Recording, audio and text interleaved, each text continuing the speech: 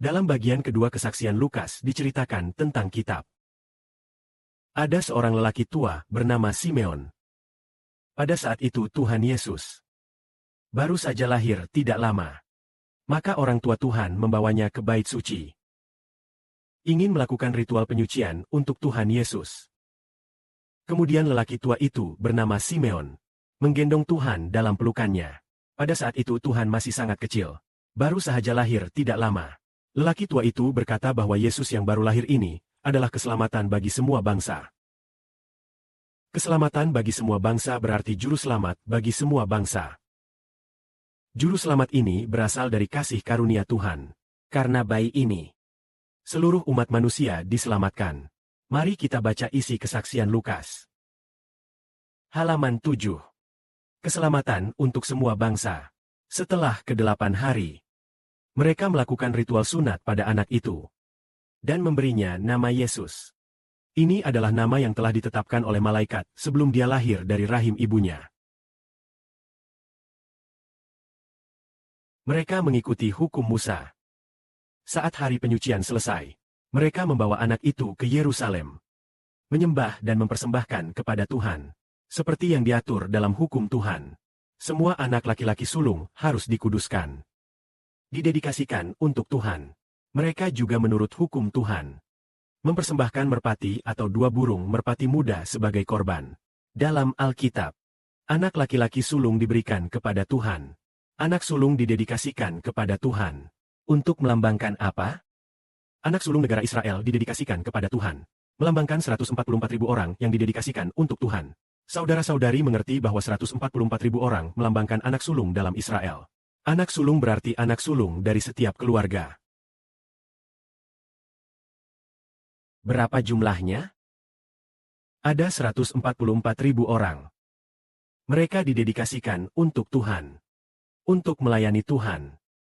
Anak sulung didedikasikan untuk Tuhan. Dalam pandangan Tuhan itu sangat berharga.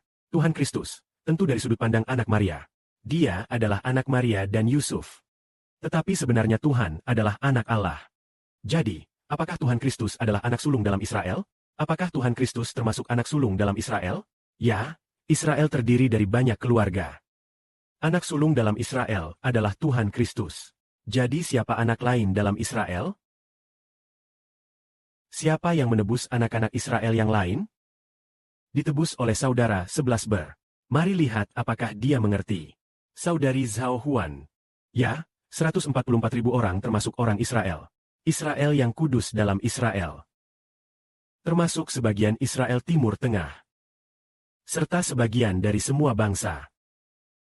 Jumlahnya 144.000 orang. Apakah 144.000 itu anak sulung Israel yang didedikasikan kepada Tuhan? Ya. Betul. Jawaban benar. Jadi anak sulung yang didedikasikan untuk Tuhan artinya 144.000 anak sulung keturunan saudara Saulus yang dipersembahkan kepada Tuhan. Saudara-saudari berkata, sebenarnya harusnya hanya satu anak sulung. Mengapa bisa ada 144.000 orang yang begitu banyak? Israel adalah keturunan saudara Saulus. Kamu bisa saja mendedikasikan anak sulung kepada Tuhan saja. Mengapa kamu mendedikasikan begitu banyak orang? Dalam pandangan Bapa Surgawi, 144.000 orang ini sama dengan satu orang. Ya, setara satu orang. Itulah sebabnya, 144.000 orang sama dengan satu orang. Jadi, siapa sebenarnya anak sulung itu? Dalam pengertian umum, mari kita tanya lagi saudari Zhao Wang. Di Israel kuno, anak sulung harus didedikasikan untuk Tuhan. Ketika mempersembahkan korban di Keluaran, orang Israel mempersembahkan anak domba Paskah. Anak domba dalam festival perikanan disembelih sebagai korban. Apakah itu untuk menebus anak sulung Israel? Ataukah anak-anak lainnya? Kita tanya saudari-saudari Zhao Heng. Anak sulung, yang tertua. Tuhan membunuh yang tertua di Mesir. Anak sulung di setiap keluarga Mesir semuanya dibunuh.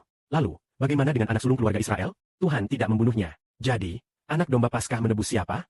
Anak sulung, sehingga Kristus, sebagai Tuhan anak domba, menebus anak sulung bangsa Israel. Yaitu anak sulung bangsa Israel yang adalah milik Roh Kudus. Jadi, apakah Tuhan hanya memberikan kehidupan kekal kepada anak sulung Israel? Atau seluruh umat bangsa Israel mendapatkan kehidupan kekal? Seluruh Israel. Jawaban benar. Seluruh bangsa Israel mendapatkan kehidupan kekal. Maka, siapa yang menebus semua orang selain anak sulung? Seba, Jawaban benar. Anak sulung telah dimasak. Ya, anak sulung di setiap rumah dalam bangsa Israel sudah dimasak. Lalu, bagaimana dengan anak-anak lain dari Israel? Mereka telah ditebus. Maksudnya, saudara seiman di antara orang Israel. Dengan kata lain, Israel telah menebus mereka. Yang ditebus itu oleh Tuhan Israel. Itu milik Tuhan. Lalu, karena saudara seiman, mereka pun kembali mendapatkan nama Tuhan. Meskipun telah diberikan kepada Tuhan, pada akhirnya tetap diberikan kepada saudara Seba. Itulah sebabnya. Hanya saja, meskipun anak sulung diberikan kepada saudara Seba, tugasnya adalah untuk melayani Tuhan dan penguasa. Inilah rahasia MU yang dikembalikan dengan kemuliaan kepada Tuhan yang diberkati. Amin.